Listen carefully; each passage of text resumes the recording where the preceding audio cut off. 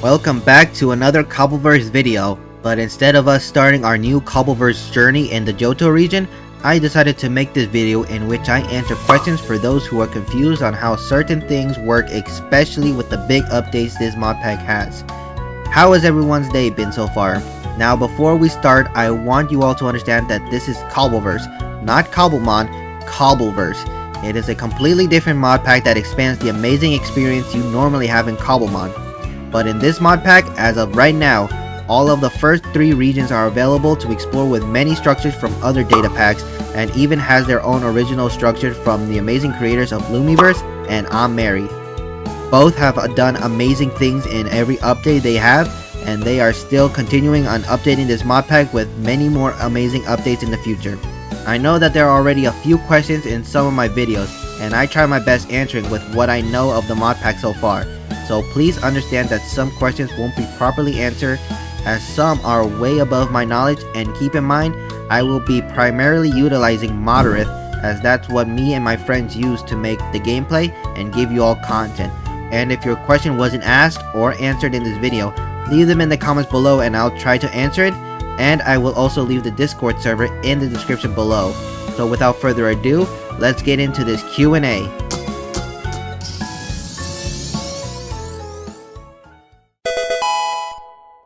This question has been asked a good amount of times ever since I started making Cobbleverse videos, and the question is, how are you able to easily find the gyms anywhere in the world? Now beforehand, it was decently difficult to find the gym leaders, but after the 1.3.4 update of the game, where they added the Johto region, the devs also added a much easier way to find all of the 3 regions' gyms. By crafting the Kanto cartography table and have a villager take the job, you will then see Brock's and Misty's tradable map, and after trading the certain items for their map, your villager will then level up and give you the next 2 gym leaders to trade, and it's the same repetitive thing to get every map for each gyms.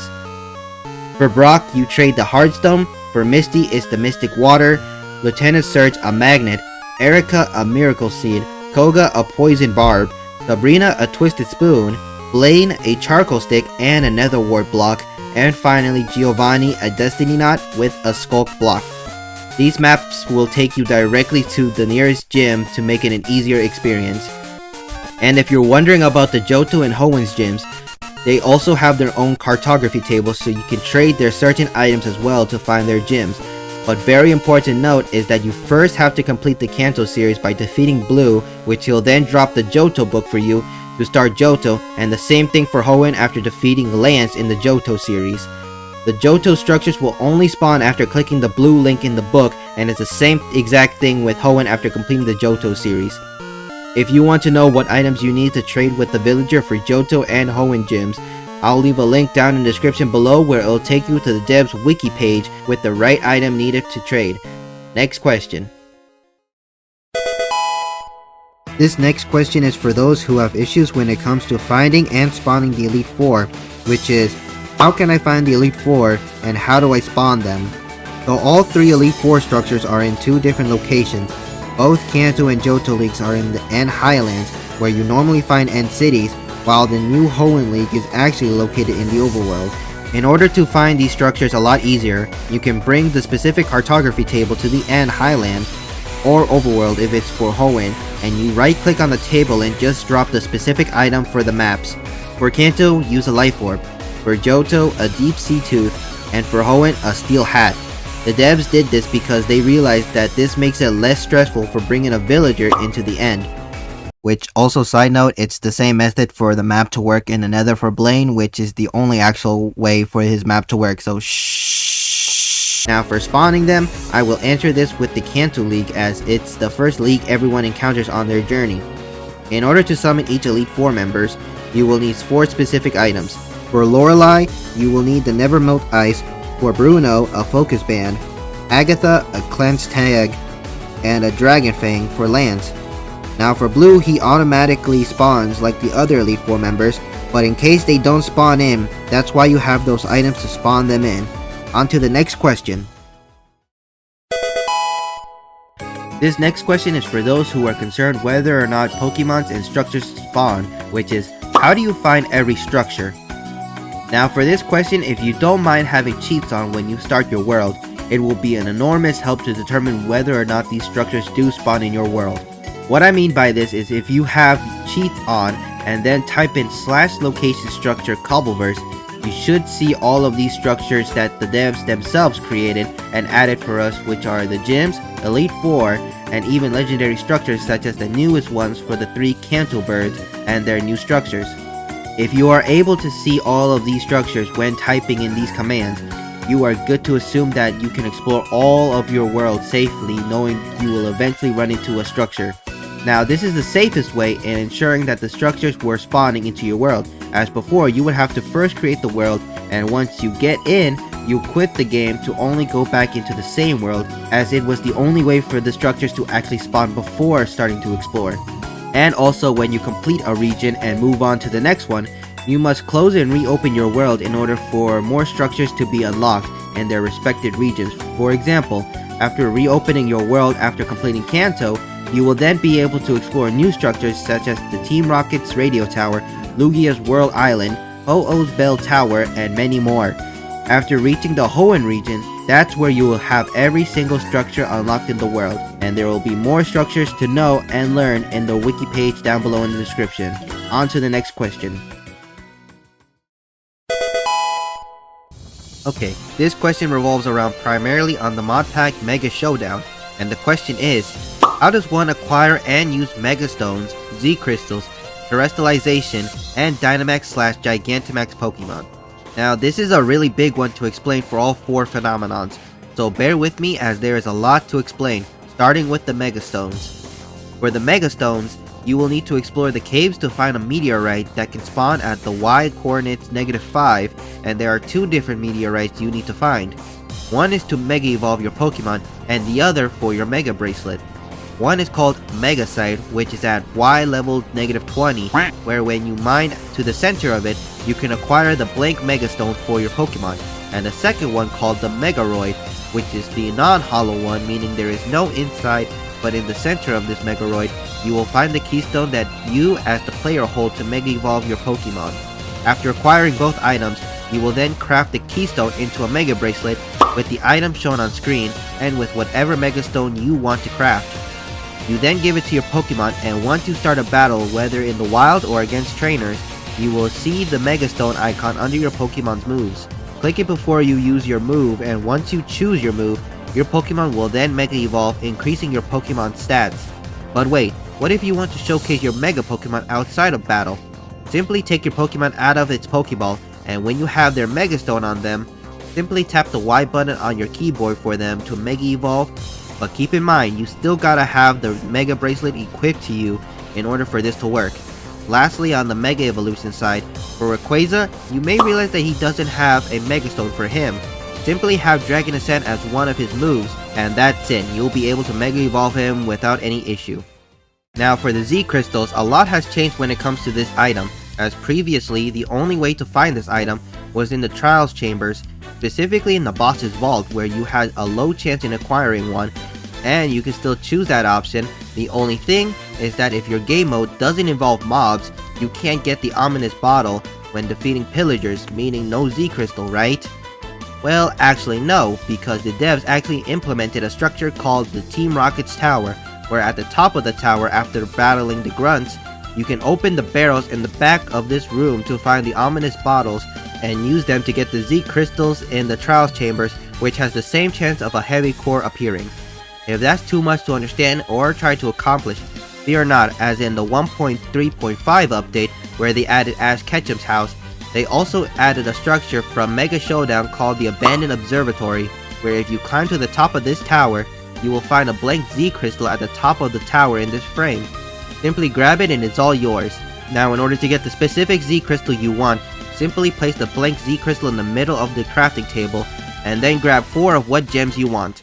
For example, adding 4 Electric Gems will give you Electrium Z, 4 Psychic Gems will give you Psychium Z, Fire Gems will give you Firium Z, and so on.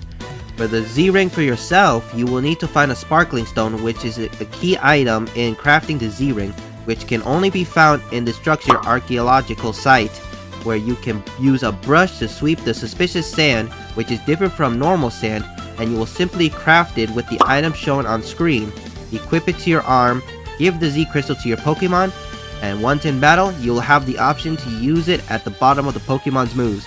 Simply press it, and you will be able to unleash unbelievable power, but remember, you can only use the move once every battle, so use it wisely. Now the third and simple one out of the four is Terrestrialization, and the first thing you need to actually perform this ability is the Terra Ball, and the specific Terra Shards you want to give to your Pokemon. In order to craft the Terra Ball, you need simply 1 Ender Pearl, 4 Amethyst Shards, 2 Glowstone Dust, 1 Blaze Powder, and a single Diamond. And then for Terra Shards, simply battle wild Pokemon, and once they are defeated, they will have a 10% chance to drop Terra Shards, or a 1% chance to drop Stellar Terra Shards, depending on the type of the wild Pokemon. If you want Fire, fight Fire Pokemon in the Nether. If you want Electric, fight Electric Pokemon. If you want Psychic, fight Psychic Pokemon in the end, and so on. You will need 50 of the specific Terra Shards to give to your Pokemon, and after you give your Pokemon the 50 Terra Shards, with the Terra Ball equipped in this slot, you can then start the battle and the Terra icon will show under your Pokemon's moves. Simply click on it to activate and your Pokemon will become terrestrialized. Also, side note, you may realize that after using the Terra Ball once in battle, it actually loses durability when checking your items. You can simply fix it by heading to a healing machine or a Pokemon Center to heal not only your Pokemon, but your Terra Ball as well. Last but not least, Dynamax and Gigantamax Pokemon. This one is sort of tricky, but not impossible to achieve, and it was sort of difficult to achieve in the mod pack, but I believe things are finally working, so here's how to achieve it. So first things first, you will need a wishing star in order to craft the Dynamax band. In order to find one, you will need to find a specific structure located in the Dark Forest, called the Wishing Weld, where in the middle of the structure is a wishing star, and you mine it with a diamond pickaxe, and after acquiring the wishing star, you then craft it with 2 iron ingots, 3 pink apricorns on top, and 3 blue apricorns in the bottom in order to acquire your Dynamax band. Now for Dynamaxing Pokemon, you will need to give them Dynamax candy in order for the transformation to happen in battle. To get these max candies, you will need 4 small EXP candies and a max mushroom in order to craft 1 Dynamax candy. But how do I find a max mushroom? Simple. All you gotta do is find a lush cave where they can have a chance to spawn and simply break it to grab it, and now you have your max candy to give to your Pokemon. But make sure you collect a good amount of max mushrooms, as you will need 1 to craft a power spot, which is a necessity to perform Dynamax in battle. You will also need a wishing star, 4 redstones, and 3 stone blocks to craft the power spot. Now you have everything needed to perform this phenomenon. Equip your Dynamax band to your hand, give the Dynamax candy to your Pokemon you want to Dynamax, place down the power spot near your battle, and now once you enter the battle, you will be able to Dynamax by pressing this button, where you will be given different movesets depending on their type of moves. Simply press the move and voila, your Pokemon just Dynamaxed. Now how can I get Gigantamax certain Pokemon? Simply grab 3 max mushrooms and an empty bowl and you will have a max soup. Feed this to your Pokemon, and once in battle, follow the same steps, but now your Pokemon now has their exclusive move with their Gigantamax form. I hope that this information helps you all to understand better for Mega Showdown, and with that, let's get to the final question of the video. We're now on to the final question of the video, and yes, I know it's only 5 questions this video, but I'll explain why right after we finish the last one. And the final question is, how are you able to play with your friends in a simple world? Now this doesn't involve setting up a full server, instead it's about just a few friends jumping into a shared world and having fun together. The solution is actually really simple, a single mod that my friends and I added to the Cobbleverse mod pack. It's called the Essentials mod by Spark Universe. This mod allows you to directly join your friends' worlds, send messages, share screenshots, and many more. No server needed. To add it to your Cobbleverse mod pack, just search Essential Mod on Moderate under the Mods section, install it into your Cobbleverse mod pack, and you're ready to go. And with that, that wraps up today's Q&A video. If you watched all the way through, make sure to leave a like and subscribe for more Cobbleverse content. Now as for why it's only 5 questions and why this video took so long to make, it's been about a month since I started this project. Life got in the way, personal stuff kept me from creating content as consistently as I'd like to, but I didn't want to upload just anything. I wanted to make sure this video was worth your time. Also, while wrapping this up, the Cobbleverse creators just added structures for every Hoenn legendary and mythical Pokemon, all fully custom built by them. I took a sneak peek and let me tell you, it's absolutely insane how far they've gone to make this the most incredible Pokemon mod pack out there. If you want to see a video where I show how to catch every Hoenn legendary and mythical using these new structures, leave a like, and depending on how well this video does, I'll get to work on that right away. Thanks again for watching, and I'll see you all soon.